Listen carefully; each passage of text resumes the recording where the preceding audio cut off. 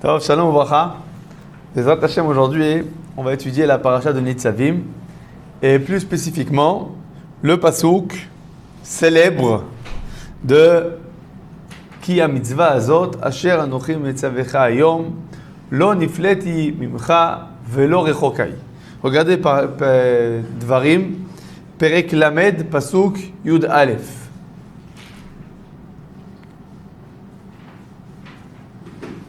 Dvarim Perek Lamed Pasuk Yud Aleph, Ki ha-mitzvah azot. Voici que la mitzvah que je vous enseigne, Lo nifleti mimcha. Vous n'avez pas trouvé le pasuk encore? Perek Lamed Pasuk Yud Aleph. Vous avez trouvé? D'accord? Ki ha-mitzvah azot. Donc voici la mitzvah que je vous ordonne, Lo nifleti mimcha. Elle n'est pas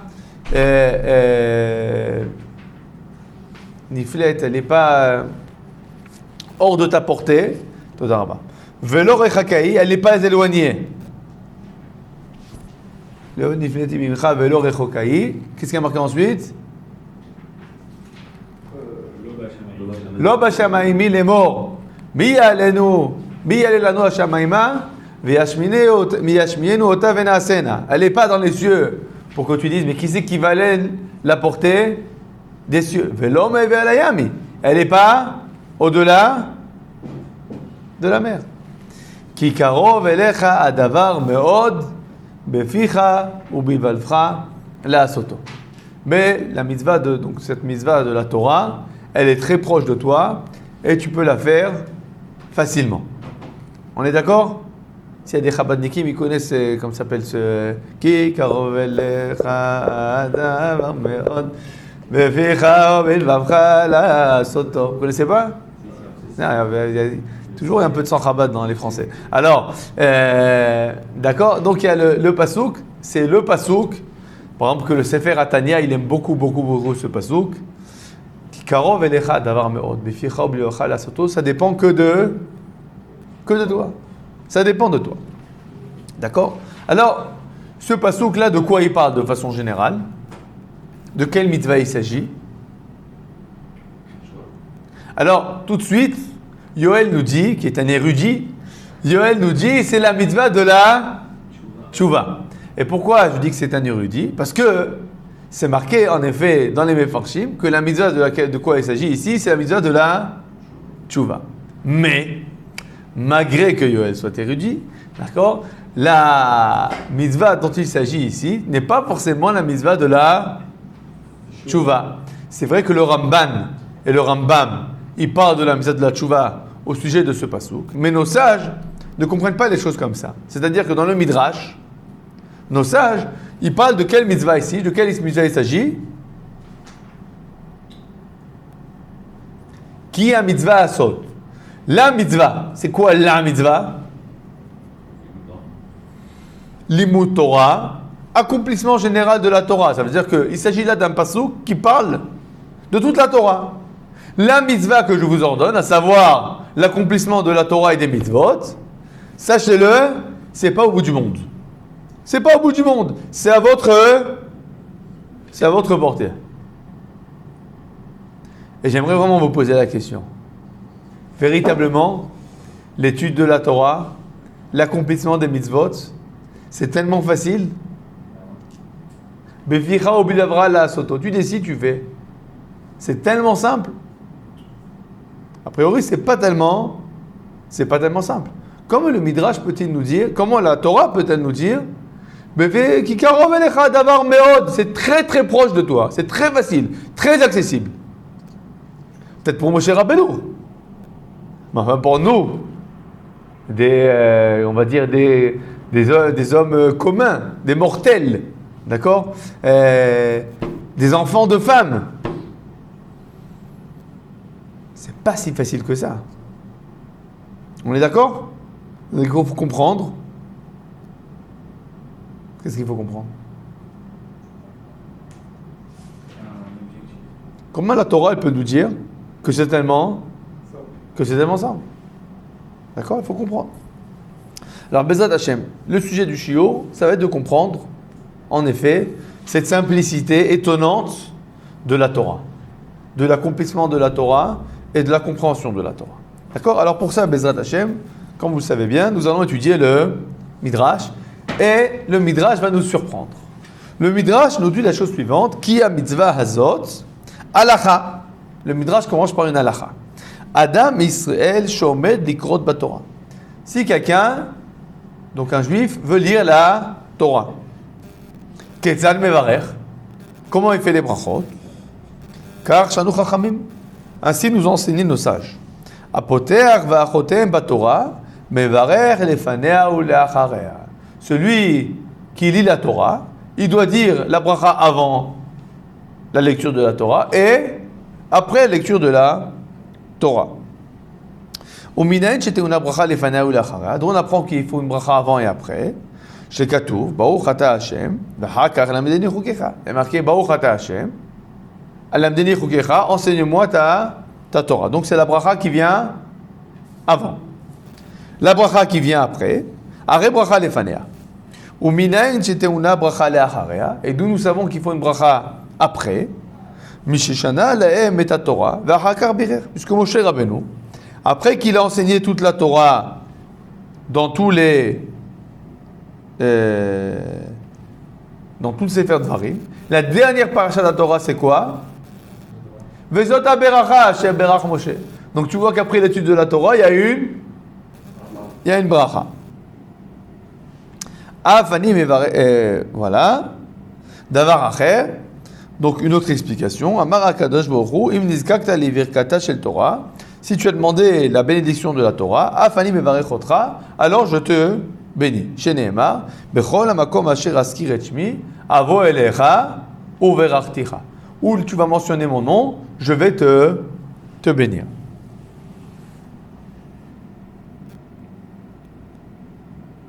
Davar acher, autre chose. Rabbanan Amre, nos sages nous disent, Amar HaKadosh Baruch Hu, im berachta et Torah, le'atzmecha at mevarech. Quand tu bénis la Torah, tu te bénis à toi-même. Minaïn, d'où on apprend ça, chez Neema, qui bir bouyamecha, ve aussi fulecha shenot chaim. Donc l'étude de la Torah ajoute des jours de vie. Bon, le Midrash, il a commencé avec quoi? Une halakha, l'halakha qui nous dit qu'il faut faire la bracha sur la Torah avant et après. Quel rapport? Quel rapport avec les psukim qu'on est en train d'apprendre? Aucun.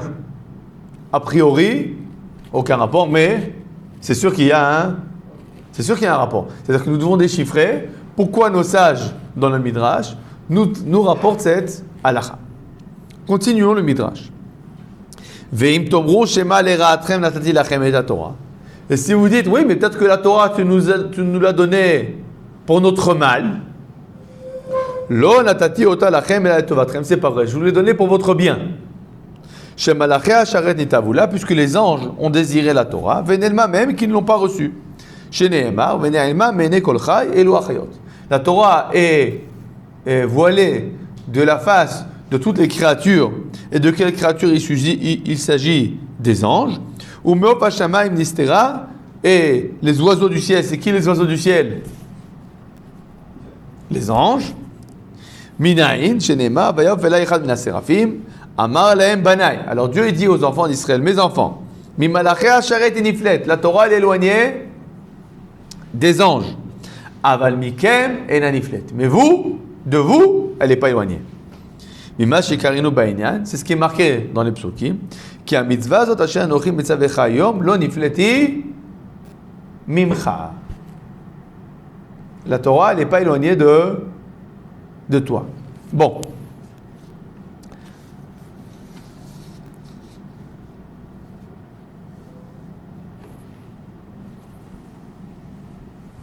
Quand on a lecture de ce Midrash, on va résumer le Midrash et on va poser 3 questions importantes. D'accord?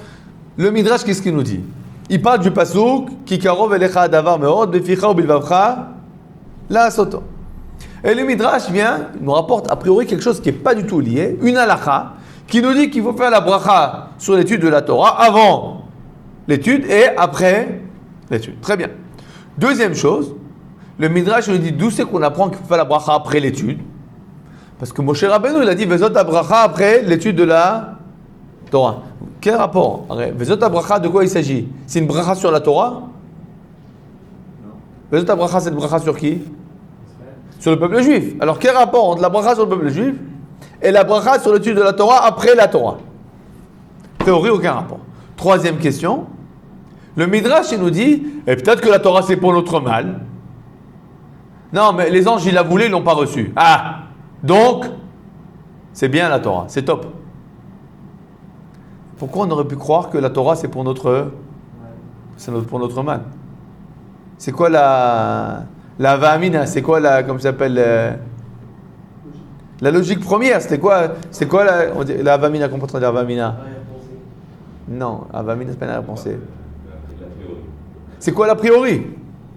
Pourquoi on avait un a priori de penser que la Torah serait pour notre mal?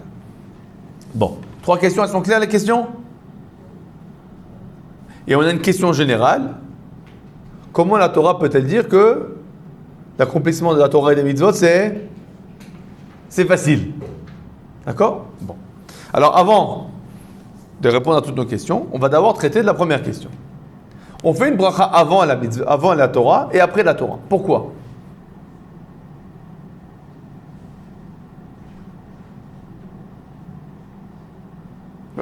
On fait ça tous les jours, enfin tous les lundis, jeudis et Shabbat. Pourquoi on fait une bracha avant et après? Baruch atah Adonai, Eloheinu melech haolam, shakol yavidor.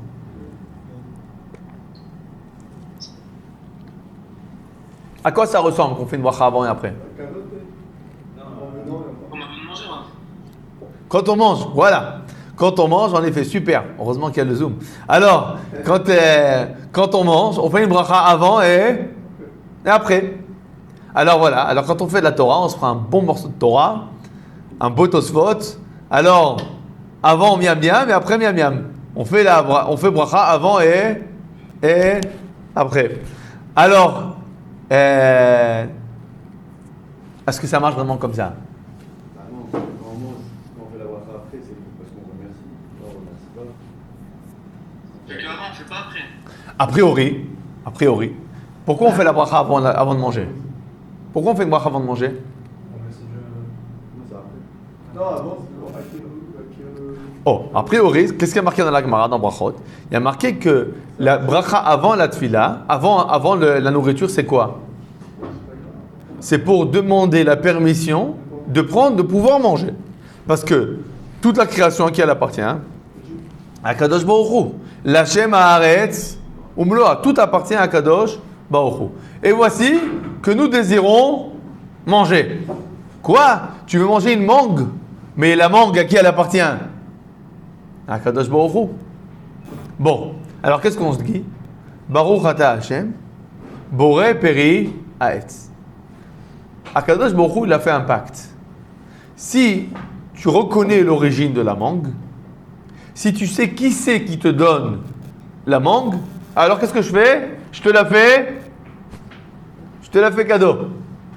Alors qu'est-ce qu'on dit? Baruch Ata Hashem, béni sois-tu Dieu, Boré Peri Haetz, qui a créé les fruits des arbres. Tu as reconnu c'est qui le propriétaire. Akadosh Baruch Hu dit, vas-y, Bete Avon. Très bien. Alors ça c'est la bracha avant la nourriture. Bracha avant la Torah, c'est quoi?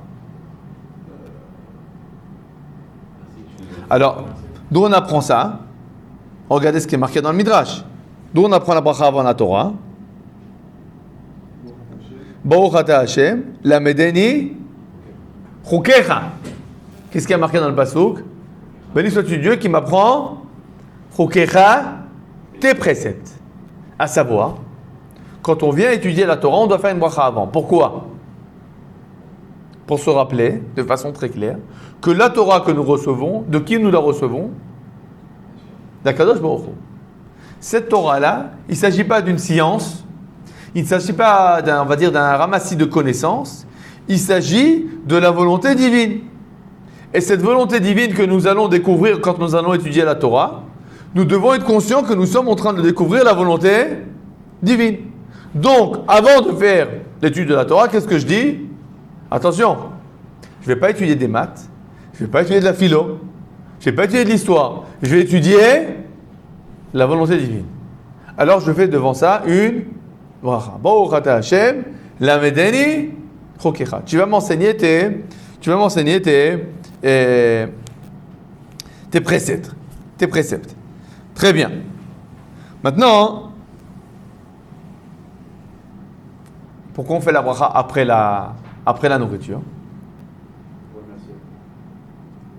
Pour remercier que quoi? Vous avoir donné la nourriture. On a pu manger. Donc qu'est-ce que je suis en train de remercier sur quoi maintenant? Sur ce que je vais venir à notre Sur ce que j'ai mangé, à savoir que quoi? Je suis rassasié. Ça veut dire que je demande avant la permission de manger. Une fois que j'ai mangé, je dis merci beaucoup, je suis rassasié. Quelle question se pose? Comment on peut être rassasié de Torah? C'est-à-dire que là, il y a une grosse question qui se pose. Mais alors, comment tu peux faire? On comprend qu'on fait une bracha achrona sur la nourriture. D'accord? On a bien mangé, on a bien bu, la peau du ventre bien tendue. Alors, qu'est-ce qu'on fait maintenant? Birkat Amazon. On remercie Akadosh Baruch Hu que on a reçu tous nos besoins. Super. Ça, c'est bien quand tu as mangé. Un homme, il a étudié tout le Seder Boker. Il a étudié un Tosfot. Vraiment, il s'est fait un de ses kiffs. Bon, à la fin, il dit à Kadosh Baruch Hu, merci beaucoup, je suis rassasié ton Tosfot. Maintenant, pourquoi on fait bracha achrona? Pourquoi on fait une bracha à la fin de l'étude de la Torah? C'est pas logique. Avouez-le, vous n'avez jamais réfléchi à cette question. Pourquoi on fait une bracha après? Ma foi, on n'en fait pas de bracha après. Mais si on fait une bracha après. Il rate ça, il n'y a pas de bracha. Mais non, quand tu montes à la Torah, tu fais une bracha après que tu as terminé de lire. Je vais avoir le limoud. Alors, c'est une bonne question, hein? C'est une bonne question. C'est pour ça, hein, si vous regardez, le Midrash, il apporte 3 réponses. Qu'est-ce qu'il nous dit le Midrash? Le Midrash, il nous dit, tu apprends ça de quoi? De Vezot à Beracha. Et on a posé une question là-bas. Quel rapport entre Vezot à Beracha et la Torah? Quel rapport entre l'un et l'autre?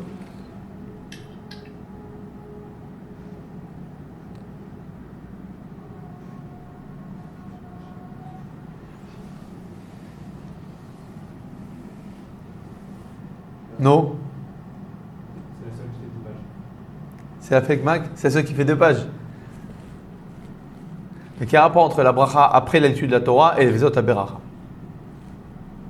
C'est un jeu de mots, vous comprenez? A priori, c'est un jeu de mots. La fin, c'est la dernière paracha.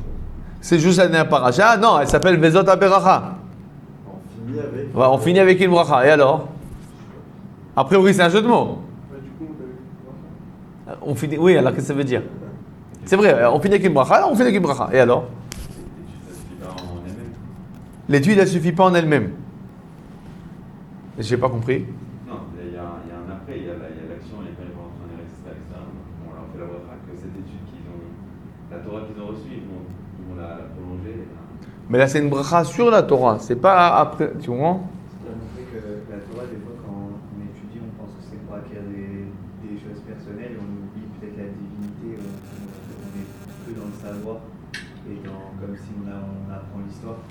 Là, on voit pas à la fin de te dire qu'en fait, ça reste quand même, il ne faut pas oublier la divinité de la chose. Quoi. Alors, tu dis la bracha à la fin, c'est après qu'on a étudié, qu'on s'est rempli, on est devenu un puits de science, alors qu'on n'oublie pas que c'est la volonté divine. Très joli ce que tu dis, mais quel rapport avec le passeau que le Midrash il amène? Tu vois, le Midrash il amène Vezot Aberacha Sheberach Moshe. D'accord? Alors, je pense que l'idée, on va reprendre ton idée, mais on va l'élargir quand même. L'idée, en fait, c'est de nous dire simplement que, sache-le, qu'après l'étude de la Torah, vient la Beracha. Ça veut dire que la Beracha, exactement comme Vezot Aberacha, on a étudié pendant 5 Chumashim, d'accord? Bereshit, Shmot, Vaikra. Bon, comment se termine la Torah?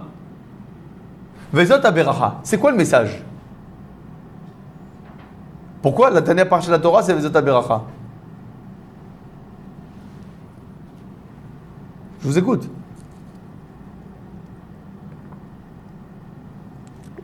Alors vous allez me dire, chronologiquement, avant de mourir, Moshe Rabbeinu, il a fait une bénédiction au Bnei Israël. C'est vrai.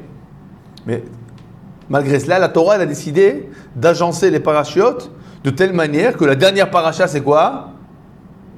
Vezot Aberacha. Quel est le message qui a voulu nous être transmis par là? La Torah, ça amène à la bracha. La Torah amène à la bracha, tout simplement. Ça veut dire qu'en fait, tu termines la Torah, c'est pas que tu fais la bracha sur la Torah. C'est que après la Torah, qu'est-ce qui vient? La bracha. C'est-à-dire que la Torah engendre la bracha. Faites attention, la bracha achrona sur le limud Torah, c'est pas du tout comme la bracha achrona sur la nourriture. La bracha sur la nourriture vient nous dire merci beaucoup, je suis rassasié. La bracha sur la Torah vient pas nous dire je suis rassasié. La bracha sur la Torah vient nous dire la chose suivante. Tu as étudié, sache-le que cette étude-là est propice à t'amener la beracha, la bénédiction. Ça veut dire que quand on étudie, d'accord, on doit savoir que toute cette étude qu'on fait, finalement, elle change quelque chose dans le monde. On va dire, elle bouge les tuyaux. Ça fait bouger des choses. Quand on étudie, qu'on accomplit les mitzvot, le monde avant et après, c'est pas le même monde. C'est pas le même monde. Vous savez par exemple que il y a marqué dans le Navi, dans Yesharia, que les Atid Lavo, donc dans les temps messianiques, la brebis va se balader avec le loup. C'est quoi? C'est un miracle?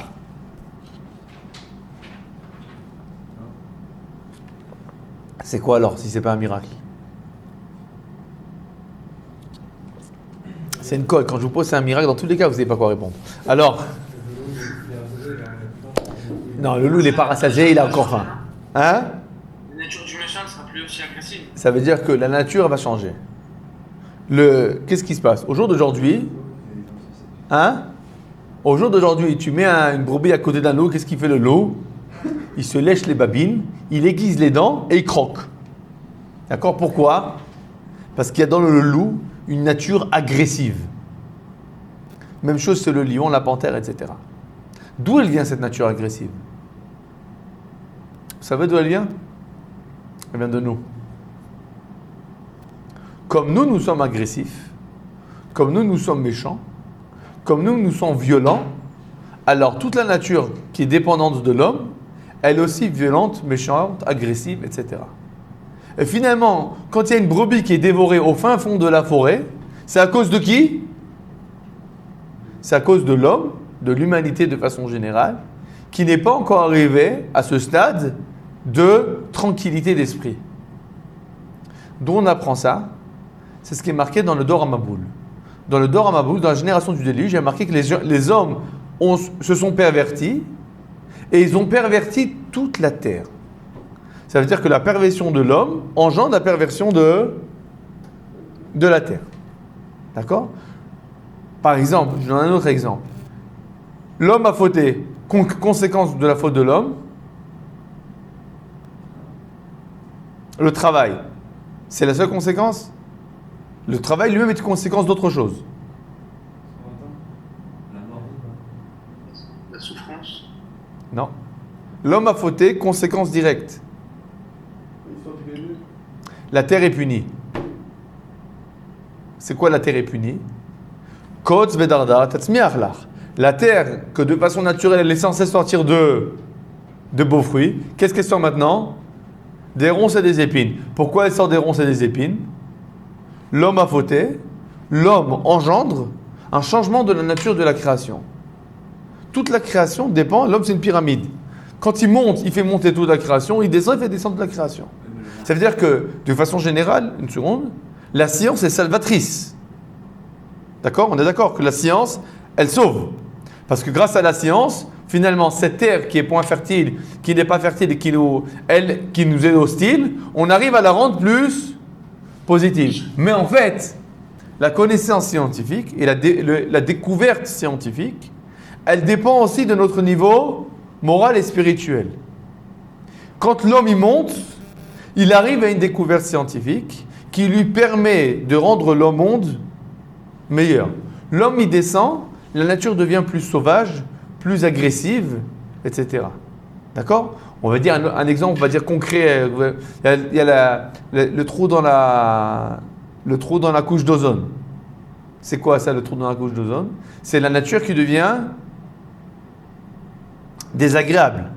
réchauffement de la planète. D'accord? Effet serre. D'accord? Ça vient de quoi? L'homme qui se comporte de façon agressive. L'homme qui, en lieu de respecter l'un l'autre, etc., il fait des gros cheminots, il envoie comment ça s'appelle, du CO2, d'accord? Sans réfléchir à ce que ça aide les autres, c'est positif, c'est pas... Il réfléchit que de façon égoïste. Il réfléchit de façon égoïste. Qu'est-ce qui se passe avec la nature? C'est son miroir, d'accord? Ça, on voit ça de nos jours avec nos yeux, d'accord? De façon générale, la nature, c'est le miroir de la conduite de l'homme. Autant messianique, qu'est-ce qui se passe avec l'homme? Qu'est-ce qui a marqué? Ils vont transformer leur glaive et leur lance en charrue. Ça veut dire quoi en fait? L'homme enlève comment ça s'appelle? Sa volonté d'être quelqu'un qui se bagarre tout le temps, comment on dit? Avidité. Non, c'était pas ça. Avidité, c'est la volonté. Bon, c'est pas grave. Alors, l'homme qui baisse son agressivité, d'accord? Finalement, comment on va retrouver ça au bout du compte? L'agneau qui se balade à côté du... comment ça s'appelle? Du loup. Et le loup, il dit à l'agneau, viens frère, on va laisser faire un petit steak d'herbe. D'accord? Alors, donc c'est quoi? C'est un miracle? Non. C'est pas un miracle. C'est, on va dire, une conséquence de la changement de la nature humaine. D'accord? Basé sur un miracle. C'est pas véritablement un miracle. Le monde est créé comme ça. Mais le fait de changer la nature. Mais c'est pas... Non, parce que justement, la nature, elle dépend de quoi? Non, mais de l'homme. L'homme, non, c'est lui qui change. La nature de l'homme, elle dépend de sa volonté. C'est-à-dire que quand de façon volontaire, si l'homme, l'humanité de façon volontaire, décide d'être plus calme et plus respective, automatiquement, il y a plus de... on va dire la nature lui répond. La nature du monde lui répond. Oui, mais de la même manière que la volonté de faire la droite, c'est pas quelque chose de humain, entre guillemets. C'est pas pourquoi c'est pas humain. Ça dépend de notre prérachofshit, de notre libre arbitre. C'est notre libre arbitre. Oui, qui accompagne les Yetzirah. Le libre arbitre, il y a Yetzirah, Yetzirah Tov. Dans le libre arbitre, tu choisis. Mais tu as un libre arbitre. Mais finalement, ce qu'il faut comprendre, c'est que notre libre arbitre à nous, il n'a pas des conséquences que sur nous. Il a des conséquences sur quoi? Sur le cosmos. Sur toute la création. D'accord? Alors, qu'est-ce qui se passe? Notre cher juif qui a étudié la Torah, il peut se dire, bon, ça va, j'ai rempli ma tête de bonnes choses, tout va bien, tout est beau. Mais finalement, qu'est-ce qu'on lui dit? Mais pas du tout. Après que tu as étudié la Torah, qu'est-ce qui arrive? La beracha. Ça veut dire que, sache-le, ton étude, elle change le monde. Elle rend le monde plus propice à recevoir le shefa, l'abondance. Ken, l'abondance. Comment on dit shefa en hébreu, en français? Non, la largesse. La largesse, bon, l'abondance divine. D'accord? C'est clair? Bon, après qu'on a compris ça, alors on peut se poser la question suivante. Mais peut-être que la Torah a été donnée pour notre mal. Notre mal. Qu'est-ce que ça veut dire? Le Midrash pose la question, peut-être que la Torah a été donnée pour notre mal.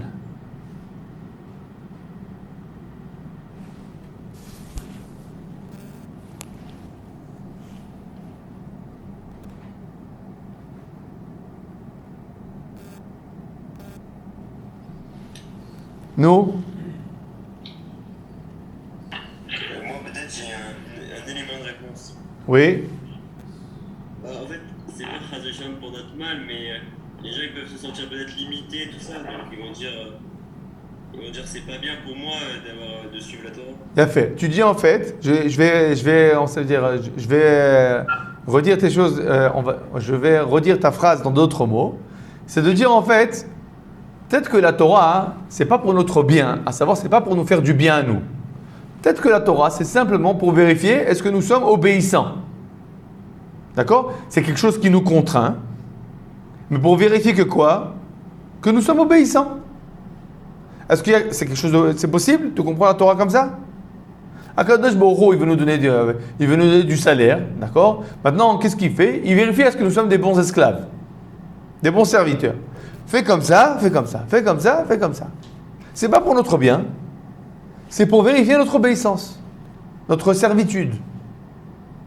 C'est possible de comprendre la Torah comme ça? A priori, oui. Akadosh Baruch Hu, il demande, alors on doit faire. C'est tout. Bon, qu'est-ce que nous dit le Midrash?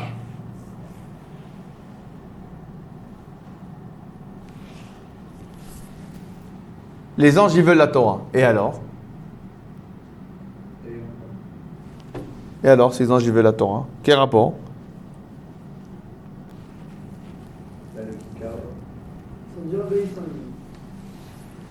Les anges, ils sont déjà obéissants. Alors pourquoi ils veulent la Torah?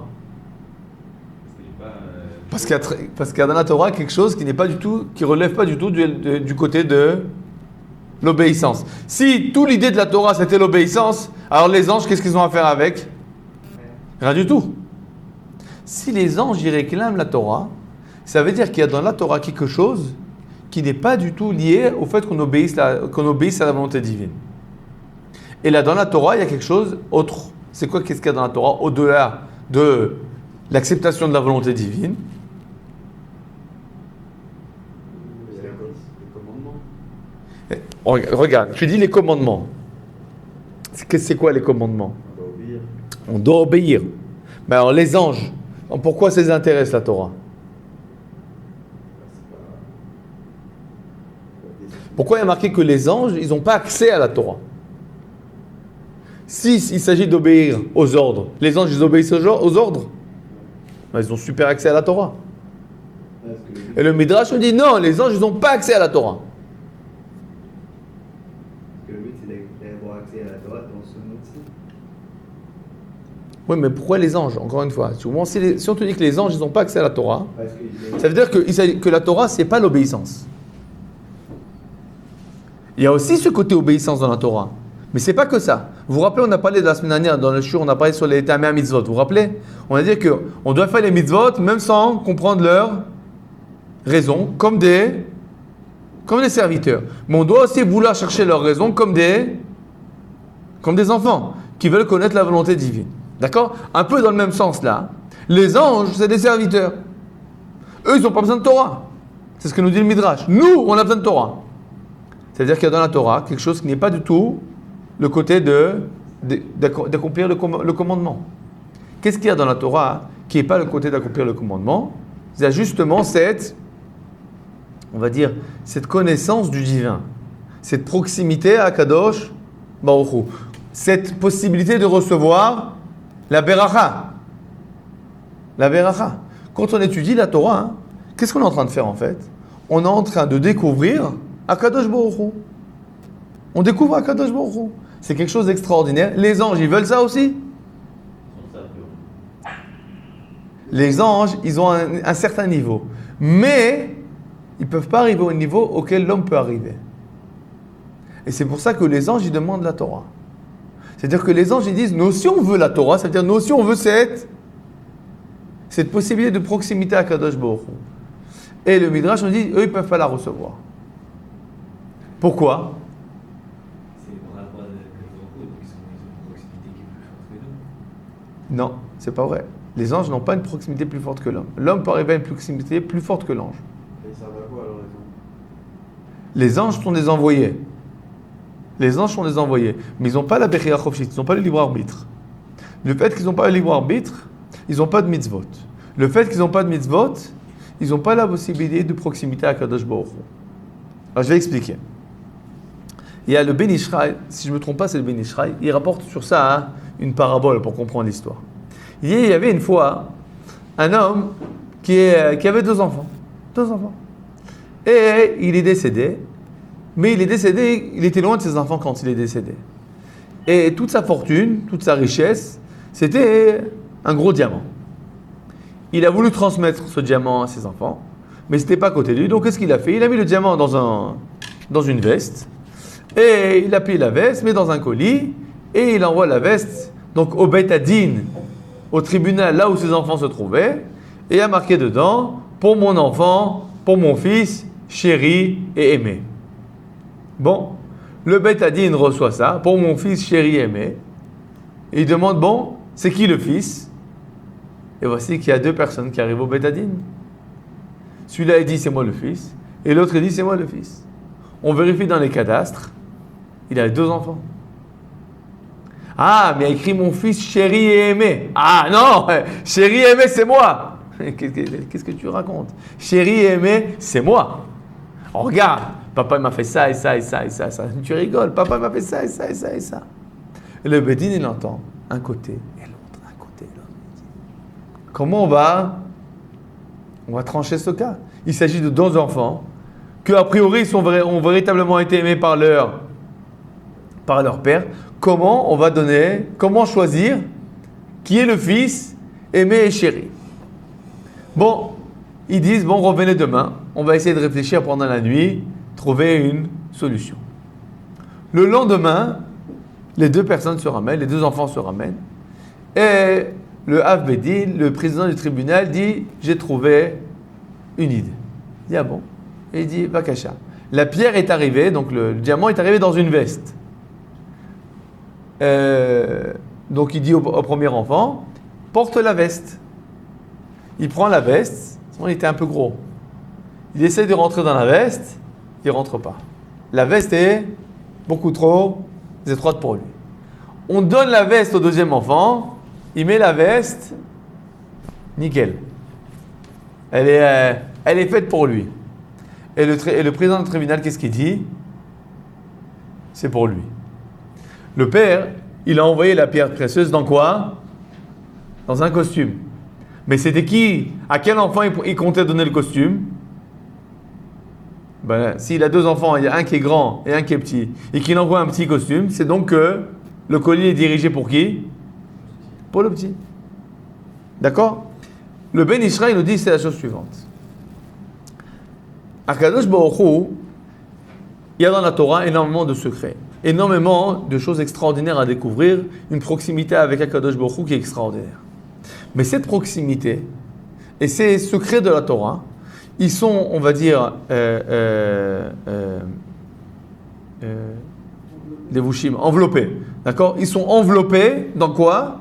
Par les mitzvot ma'asiot, par les mitzvot qu'on doit accomplir concrètement. Et en fait, les anges qui ne peuvent pas accomplir les mitzvot, qu'est-ce qu'ils ont en fait? Ils n'ont pas accès à ces secrets, à cette compréhension. Mais nous, en tant qu'êtres humains, qu'on a la possibilité d'accomplir les mitzvot, en fait, quand on accomplit les mitzvot, on arrive à un autre niveau. Quand on prend son loulav et qu'on remue le loulav, qu'est-ce que tu as fait? Tu as pris 4 herbes et tu as fait comme ça avec. Hein? C'est marrant. Bon, il faut comprendre c'est quoi la mitzvah du loulav. Mais on va dire de façon générale que le fait que tu remues le loulav, ça te permet d'arriver à un niveau d'être différent que si tu n'as pas remué le loulav. Tu n'as pas fait que l'ordre divin quand tu as remué le loulav. Quand tu as remué le loulav, tu as ouvert des portes. Tu as ouvert des portes dans le ciel, tu as ouvert des portes dans ton cœur. Tu as préparé ta neshama à une possibilité de proximité avec Akadosh Baruch Hu. Que tu ne peux pas y arriver sans prendre le loulav. Regardez un exemple. Des fois, on danse. Tu arrives dans un mariage, tu danses. Tu as la belle musique juive, et tu danses, et tu sens un moment un élèvement spirituel. Ça vous est déjà arrivé? Vous ne savez pas danser. Alors, si on danse comme il faut, de tout son cœur, d'accord? Il y a finalement un déclic du fait que tu fais la mitzvah de danser. C'est une mitzvah de danser dans un mariage pour le samer, khatan vekala. Mais le fait de faire cette mitzvah avec ton corps, d'accord, ouvre quelque chose dans ton cœur. Et tu peux arriver à une proximité avec un Kadosh Baruch Hu extraordinaire. Par exemple, vous voyez souvent, vous n'avez entendu pas les Chassidei Breslev? Ils mettent la musique, ils commencent à danser en pleine rue. Ils sont fous, ces bonhommes. Bon, alors, ils sont pas fous. Ils sont un petit peu. Alors, l'idée, elle est la suivante. Ils te disent, qu'est-ce qu'ils te disent? Ils te disent, il faut être proche d'Akadosh Baruch Hu, il faut avoir la simcha. D'accord? La joie, elle permet d'ouvrir des portes avec la proximité avec Akadosh Baruch Hu. Seulement, qu'est-ce qui se passe? Comment tu peux arriver à avoir la joie? Tu t'es levé le matin, ta femme elle t'a crié, ton fils il a oublié d'arriver à l'école, t'as dû le... Bon, c'est l'enfer. Bon, alors, où est la joie? Alors qu'est-ce qu'ils font? Ils mettent de la musique, ils commencent à sauter en plein milieu de la rue. Akadosh Baruch Hu. Tout le monde les regarde, ils sont bizarres, ils sont trucs, mais ils chantent, ils dansent, ils chantent, ils dansent, ils chantent. Qu'est-ce qu'ils veulent? Mais qu'est-ce qu'ils veulent? Vous savez ce qu'ils veulent? Si vous parlez avec des Breslévim, ils vont dire qu'après 4 heures ou 5 heures où ils chantent et ils dansent, ils ressentent une élévation spirituelle. Ça veut dire que quand tu chantes et que tu danses, bien que ce soit quelque chose de complètement, on va dire, physique, d'accord? Mais Akadosh Baruch Hu, il a créé dans son monde que le physique et le spirituel, ils sont liés. Et quand tu fais une mitzvah, et quand tu fais quelque chose de positif physiquement, ça ouvre des portes spirituelles.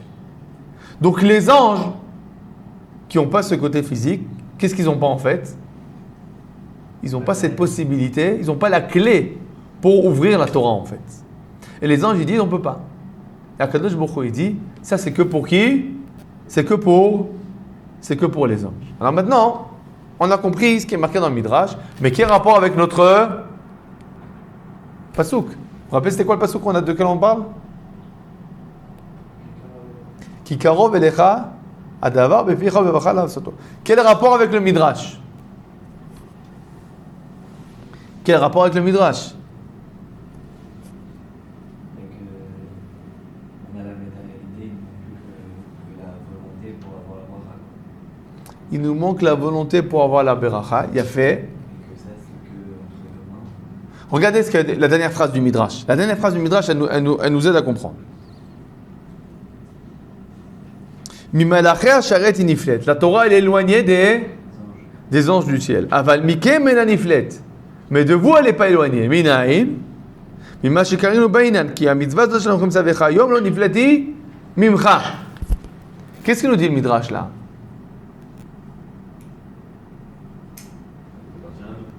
Ça nous appartient à nous et pas à qui? Et pas aux anges. Donc quand la Torah nous dit, elle n'est pas éloignée. En fait, la Torah, elle est oui. Elle est oui éloignée. Elle n'est pas éloignée de qui? De nous, elle n'est pas éloignée. Mais des anges, elle est oui éloignée. Vous avez compris? C'est-à-dire que quand la Torah elle vient et dit, sache-le, la Torah n'est pas éloignée de toi. Ça veut dire que la Torah, toi, tu as la possibilité d'avoir accès. De quoi il s'agit? Tu as la possibilité d'avoir accès à ce côté de la Torah qui ouvre les portes du ciel. Tu as la possibilité d'ouvrir la beracha dans le monde. Toi, tu peux faire la bracha Rishona et Acharona sur la Torah. Qui c'est qui ne peut pas faire ça? Les anges. Ça veut dire qu'il y a quelque chose d'ici qu'il faut comprendre, qui est quand même extraordinaire. La Torah n'est pas du tout une science. Une science, elle est ouverte à tout le monde. D'accord? Tu as deux personnes qui veulent étudier une science. Est-ce que ça change quelque chose s'il est juif ou il n'est pas juif? Ça ne change rien. Il est chinois ou il est européen? Ça ne change rien. Tu as des maths, de la physique, c'est la même chose. Mais voici que dans la Torah, ça ne marche pas comme ça. La Torah nous dit, Lo nifleti mimcha. Elle n'est pas éloignée de qui? De toi. C'est quoi de toi? Du monde entier, elle est éloignée. Mais de toi, elle n'est pas éloignée. C'est-à-dire que la Torah, elle nous dit, sache-le, Akadosh Baruch Hu, sa Torah, il ne la donne que à qui? Il la donne que à quoi? Que à toi. Il la donne que au petit juif qui veut l'étudier. Il y a quelque chose d'extraordinaire. C'est une question? Non. Il y a quelque chose sur ça d'extraordinaire. Regardez, pour comprendre ça, et pour approfondir ça, on va regarder le prochain Midrash. Davar acher ki karov elecha. Amar Rabbi Shmuel bar Rav Nachman, a dit Rav Shmuel bar Rav Nachman, lema davar domé. À quoi ça ressemble? Les bat melech shelo haya adam makira. Il y avait une fille d'un roi que personne ne la connaît. Pourquoi personne ne la connaît? Elle est dans le palais. Le roi, il la montre à personne. Vaya la melech haouv echad. Et le roi, il avait quelqu'un qui l'aime. Vaya nichnas amelech bechosha. Et c'est cette personne qui est. Donc l'ami du roi, il rentrait dans le palais tous les jours. Vaïta bito shel melech omedet levalav. Et la fille du roi, elle est devant lui. Amar lo amelech. Le roi a dit, Re'e e'ach ani mechabeb otra. Regarde à quel point je t'aime. Chez Enbiria, makiret beti vomelet lefanecha. Il n'y a personne qui voit ma fille à part toi. De la même manière, Akadosh Baruch Hu, il dit le monde entier il veut la Torah. Qu'est-ce que je leur dis? Nifleti. Elle est éloignée. Mais vous, je vous aime. Lo nifleti mimcha.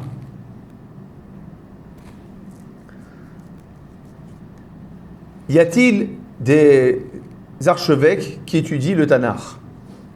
Oui. Combien? Beaucoup. Et combien ils étudient le Tanakh? Un peu, beaucoup. Le pape, il connaît le Tanakh? J'espère. Le pape. Maintenant, le pape, il connaît plus le Tanakh que l'élève dans Kita Aleph, dans le Talmud Torah, ou moins? Tu as répondu moins parce que tu t'attends qu'il faut répondre, mais je te pose la question pour de vrai. Ouais, ça manque plus. Il connaît plus ou connaît moins? Bah ouais, connais moins, tu connais que le sens de ça. Et l'élève en Kita Aleph? Ouais, qui allait ça. C'est pas nous qui t'as dit. Non, pas Shur Aleph, Kita Aleph. L'élève du Talmud Torah qui a 7 ans. Ah non, voilà, c'est sûr. C'est sûr que l'élève de Kita Aleph, il connaît plus. Il connaît plus de Torah. Il connaît moins la Bible. À savoir, on peut étudier la Torah à la fac, ou à l'archevêque, ou le curé, etc. Avoir une connaissance, une science. D'accord? Et tu vas avoir des gens, par exemple, qui vont faire un doctorat à la fac sur des psukim, etc. Vous savez ce qu'il leur manque? Il leur manque le Esh, d'accord, tu peux dire comme ça, la vie. C'est une Torah qui est éteinte, qui est une Torah qui est sans vie. Maintenant, ce que je suis en train de dire maintenant, je ne sais pas si vous ressentez les choses, mais toute personne qui étudie la Torah pour de vrai, c'est qu'il y a là un fossé, c'est pas un fossé, un abîme qui sépare l'étude du Bachor Yeshiva à la Yeshiva de l'étude de l'intellectuel qui va étudier le Tanakh à la fac. Un fossé, un abîme. La différence est entre une Torah vivante et une Torah morte. Entre une science et l'étude de la volonté divine. Quand on étudie la Torah nous donne énormément de chiyut. C'est quoi la chiyut? De vitalité, de vivacité. D'accord? Tu étudies la Torah, d'accord? Vous vous rendez compte? Le bonhomme, il vient à la yeshiva, il reste pendant dans la yeshiva. Quand il sort de la yeshiva, c'est quoi maintenant? C'est un légume, un glaçon, d'accord? Pendant un an, il était assis, tu dis, mais qu'est-ce qu'il va sortir? Et comment ils sortent les bonhommes? Comme ça, tout rabougri, sans force, sans vitalité, sans envie de rien faire? Hein? Ça dépend des yeshivot. De façon générale, ça marche pas comme ça. De façon générale, tout celui qui étudie la Torah, il rentre dans un cours, comment il ressort? Avec, comme ça s'appelle, avec de la joie, avec de la vitalité, avec l'envie de, on va dire, de manger la vie à pleines dents. La Torah nous donne des forces. La Torah nous donne envie de prendre la vie. Alors pourquoi celui qui va à la fac et étudie la Torah, il ne sort pas avec le même sentiment? Chochma bagoim al ta'amin. C'est vrai aussi, d'accord? Mais la vérité, c'est pas que à cause de ça. Il y a la Chochma, tu peux la amin, mais pas la Torah, en effet, d'accord?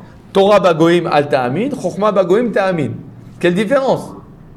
On étudie le même texte. Pourquoi chez moi c'est de la Torah et chez lui c'est de la science? On ressent qu'elle est destinée à nous. Parce que, pas qu'on ressent qu'elle est destinée à nous. Parce que la lettre, elle amène à la Je vais vous raconter une petite histoire. On a posé la question.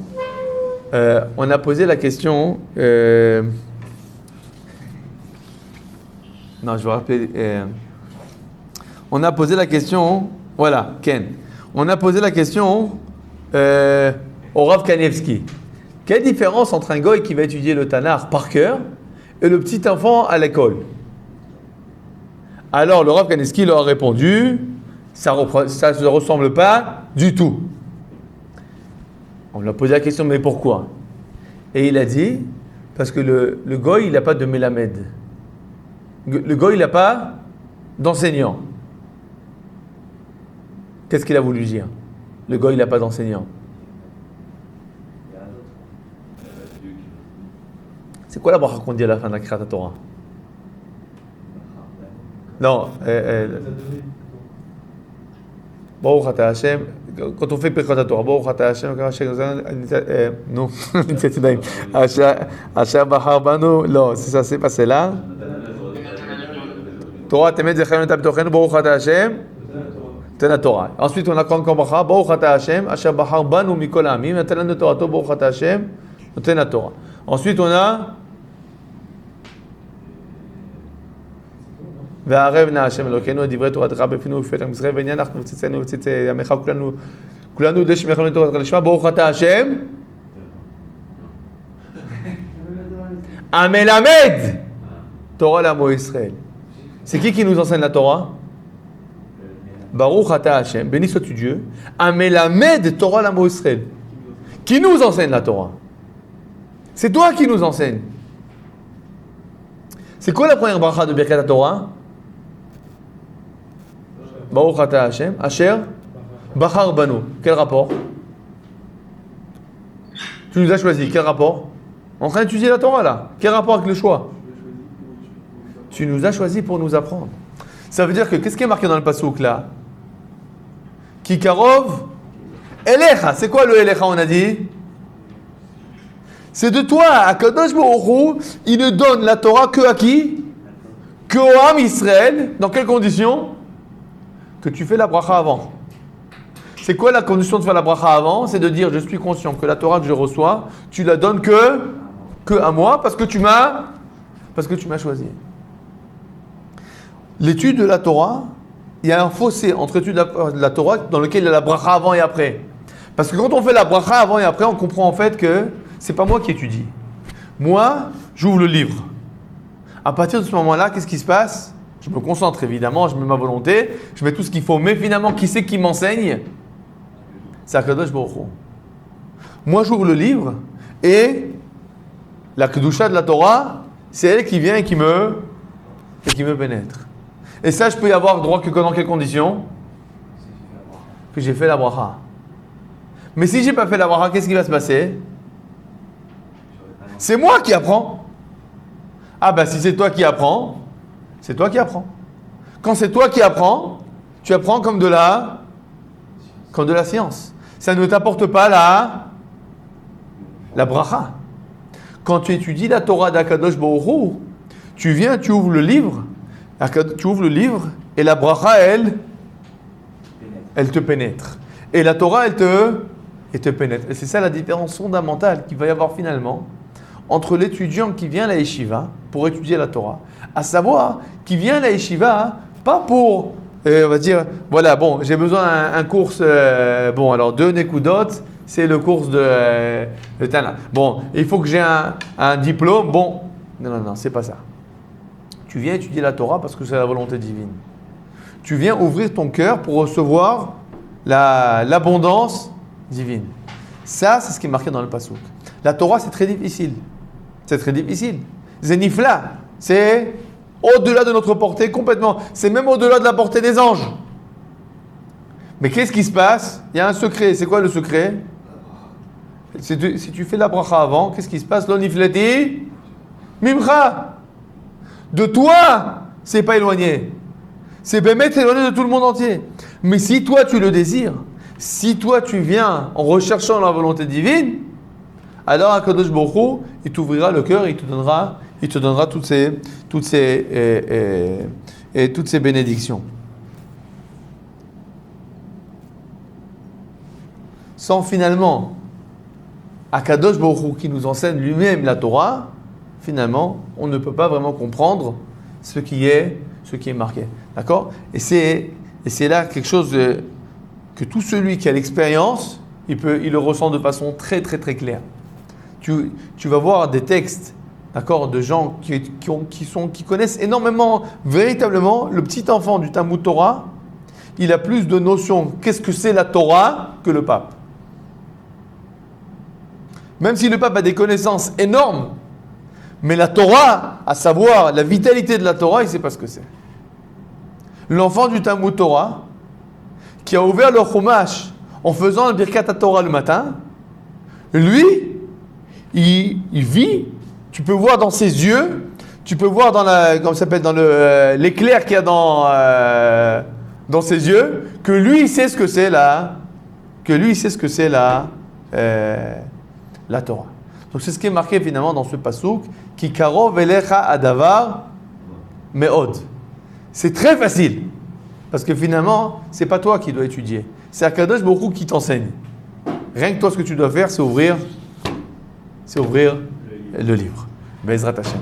Alors, je nous souhaite à nous tous que nous fassions notre côté du travail, à savoir, il faut faire les brachot, les birkot à Torah avec beaucoup de trayout. Les birkot à Torah, il faut les faire avec beaucoup de trayout. Se dire, regarde ce que je suis en train de dire. Je suis en train de dire, tu nous as choisis, tu nous enseignes. Vous vous rendez compte, c'est extraordinaire ce qui est marqué.